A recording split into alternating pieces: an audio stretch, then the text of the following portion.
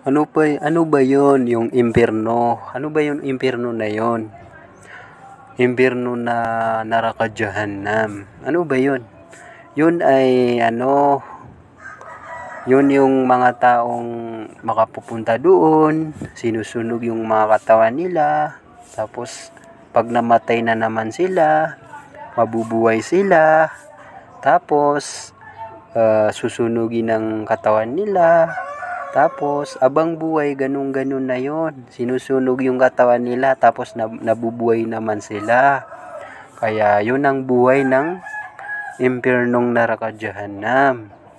Doon yun sa kabilang buhay, mangyayari. Abang buhay na yun, kaya nandito ka pa sa mundo. Kaya mag-isip-isip ka.